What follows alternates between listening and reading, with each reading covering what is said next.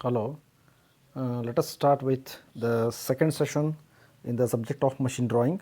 So, as we have already discussed in the first session, you have conventional representation to be studied, means to be drawn, whatever the drawings or sketches that we are going to give you. Similarly, second one is threaded fasteners, riveted joints, limits, fits and tolerances, production drawings and details to assembly.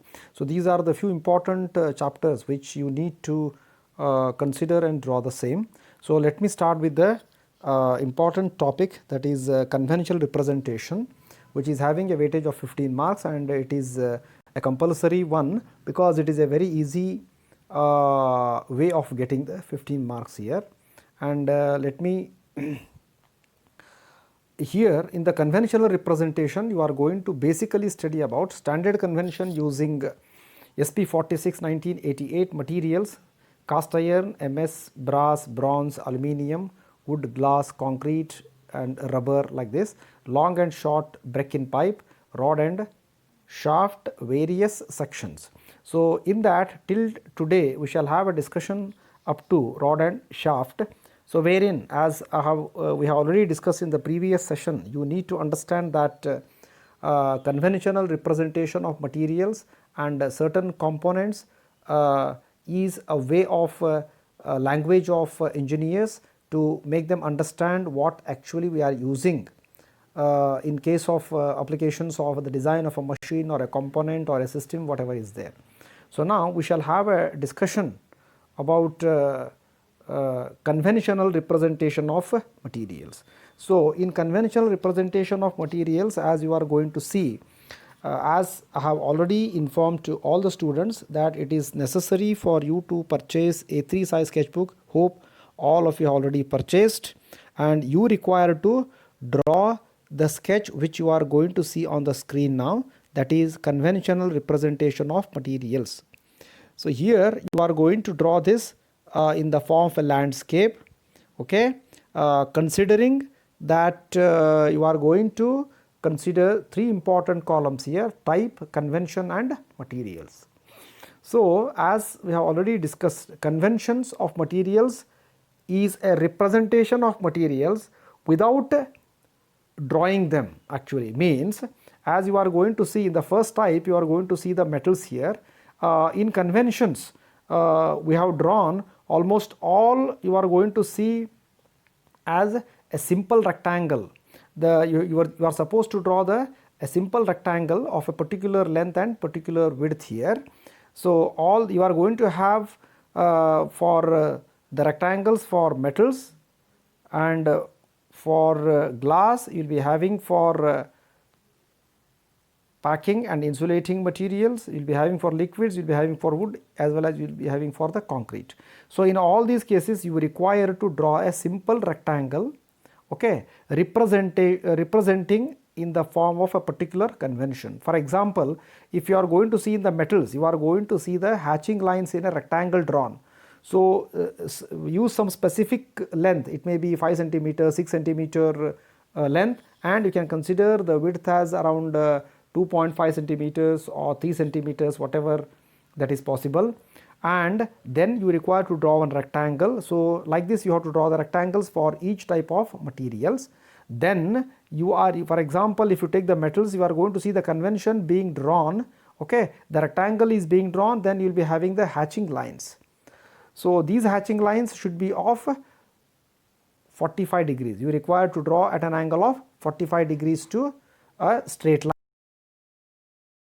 whatever you are going to see, okay. So, basically this particular type of convention is used for metals only, as you are going to see steel, cast iron, copper and its alloys, aluminium and its alloys, etc., are represented by a rectangle with the hatching lines being drawn equally spaced, which already learnt in the your sectioning chapter in the previous, that is in engineering graphics 2.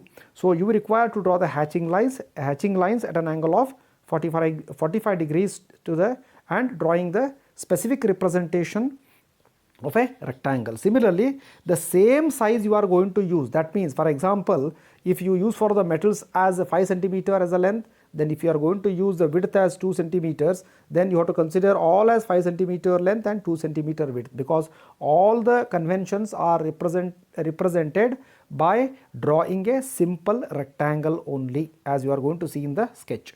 So now in the metals, as already explained, you require to draw the hatching lines at an angle of 45 degrees. Similarly, in the case of whenever I want to represent lead, zinc, tin, and you are going to see here white metal, etc., then you require to draw two lines here, means hatching not only to one side, you are also going to draw the other side. That means you are going to draw two hatching lines at an angle of again 45 degrees both sides. So that represents what? These metals like lead, zinc, tin, white metal, etc. Similarly, the glass is also represented by a simple rectangle with the lines drawn as indicated. The center line is slightly bigger and the side lines are drawn at equal spaces, okay, such that the lines are very less, as you are going to see. Just you are going to see them, then you are going to draw. Similarly, the packing and insulating materials are drawn like hatching lines only, but in a cut way. That means you are going to draw the how you are going to represent your water straight line, which you are going to study in the next one.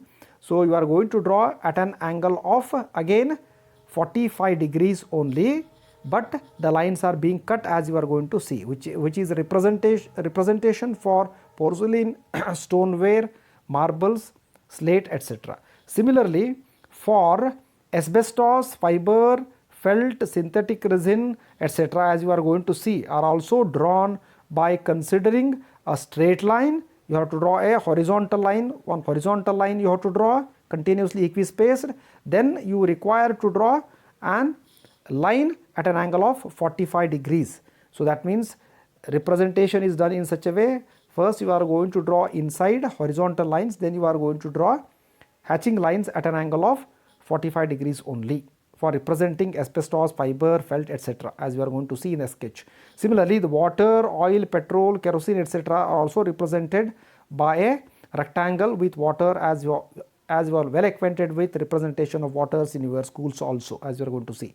Now, representing the wood, plywoods, etc., as you are going to see, you require to draw the profile of a wood. When the wood is being cut, as you are going to see, suppose if the stem of a wood is being cut, you are going to see what not exactly a circle you are supposed to draw, just you are going to draw a simple sketching of a circle like that. So that hatching, you are going to see that according to that only you have to draw the profile only. And for representation of concrete, just you are going to put some dotted, you are going to put dots in a rectangle with a triangular shaped being filled, as you are going to see for the representation of the materials. So this is going to carry around 10 marks in the examination, which is going to come compulsorily in the examination. So you need to draw this and keep it ready before we begin with the next session. Now this is about the conventions of materials. Let us go to the next slide quickly here. Conventional representation of components. So how we have represented the materials conventionally, we also require to represent certain certain components which are used as a part of machineries or components building, machine builder, means whatever the building that we want to. Building means what? Here basically we are interested in the design of a machine or a mechanism. So we require to use certain components for them. Those components are represented conventionally on a machine drawing. That means using the drawing sheets. Now you are supposed to draw the same these sketches in your sketchbook only. Now you write there as a conventional representation of components. Now here in the first case you are going to see a simple shaft which is being cut and shown. First of all, you require to draw one axis line. You require to draw an axis line, straight horizontal axis line. Then you are going to draw a simple rectangle with the representation of a shaft, as you are going to see. Then to the right side you are going to see a circle. You have to draw a round circle of a certain diameter, again it may be a 40 mm, means 4 centimeters, 5 centimeter, whatever is there. Minimum you can consider as a 4 centimeter or 40 mm, then draw a circle and take the center point and just project it to the left side. Okay, then you can draw the shaft in the form of a break only. Don't join them, keep some space there, because you are going to see that it is a representation of a shaft. Similarly, the hollow shaft is also represented, or sometimes it can be called as a pipe also. If you are going to see a simple pipe, it is just similar to the first one. Only difference is, if the pipe is cut, then you are going to represent the internal line of that pipe, okay, as you are going to see the dotted line is shown exactly at a certain distance. So that is already shown in the right hand side. Again you require to draw, suppose if you are going to draw a circle of 4 centimeters, outside circle of diameter 40 mm or 4 centimeter, then you can consider the inside circle of diameter as 36 mm, 3.6 centimeters or 3.4 centimeters, then draw. Then you can just project it to the left side. That is conventional representation of a pipe. Similarly, you are going to see in the third sketch, that is C, rectangular or square cross section. So that is why you require to draw one square to the right side. Then you are going to draw two rectangles.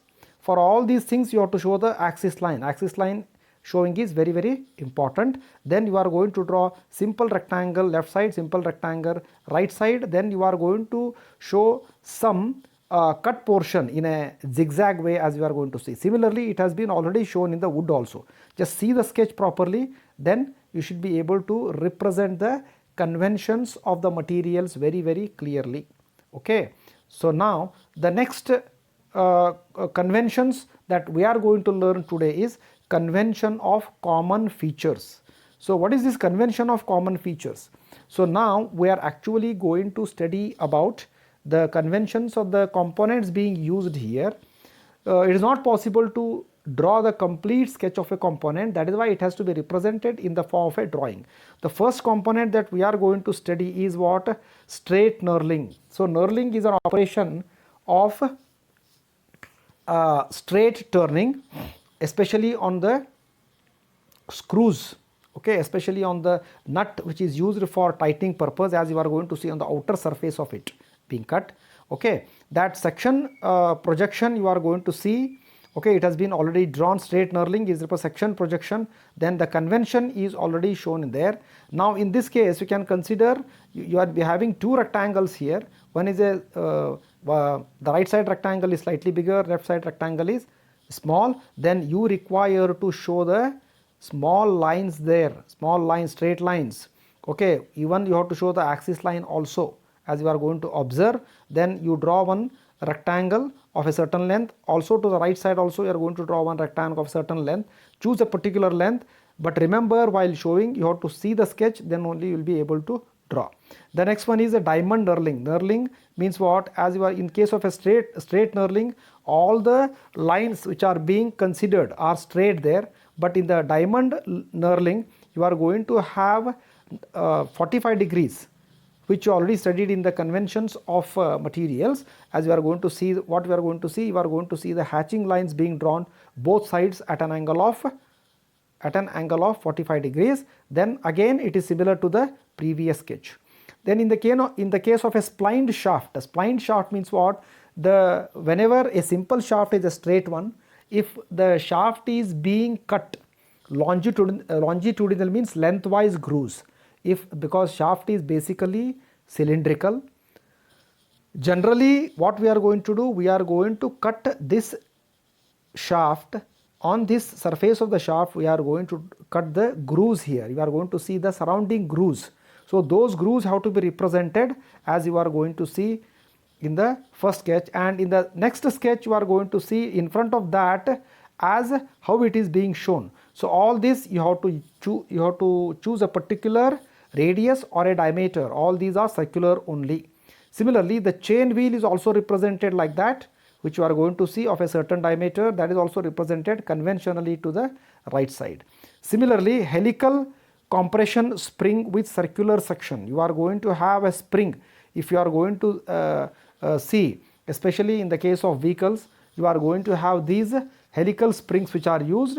Those helical springs are also represented by a simple line diagram. Okay, two lines drawn at a certain angle can be drawn and shown as joining them.